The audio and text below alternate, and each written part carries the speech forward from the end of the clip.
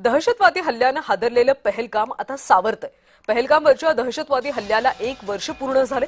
जम्मू काश्मीरच्या या नयनरम्य पहलगामची आखो देखी आपण पाहूयात। जय महाराष्ट्राचे प्रतिनिधी शुभम उमाळे यांनी थेट पहलगाममध्ये जाऊन याचा आढावा घेतला। मिनी स्वित्झर्लंड ओळखल्या जाणाऱ्या पहलगाम अर्थातच जम्मू काश्मीरमध्ये सध्या मी आलेलो आहे आणि अक्षरशः सर्वप्रथम मला तुम्हाला पहिले दाखवायचं आहे की माझ्या डोक्यापाठी असलेल्या डोंगरावर कशा पद्धतीने पांढरी चादर ही बर्फाची सध्या इथे झालेली आहे।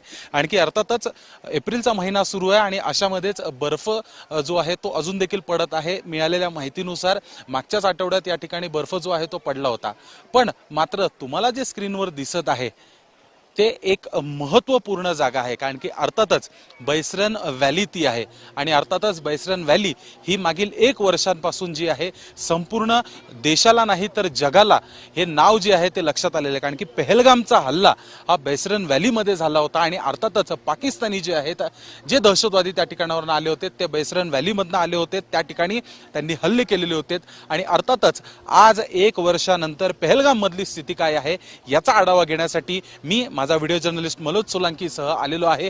पहलगाम मध्ये जय महाराष्ट्राची टीम आलेली आहे। पहलगाम मध्ये अर्थातच पाहायला गेलं तर पर्यटन हे अजून जरी सुरू असलं तरी 50% घट ही मागील वर्षभरापासून झाली आहे।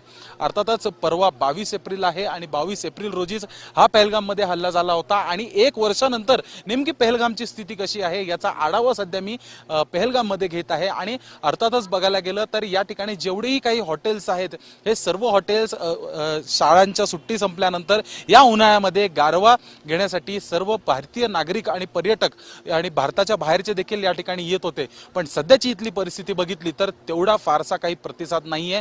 व्हिडिओ जर्नलिस्ट मनोज सोलंकी सोबत मी शुभम उमाळे, जय महाराष्ट्र न्यूज, पहलगाम।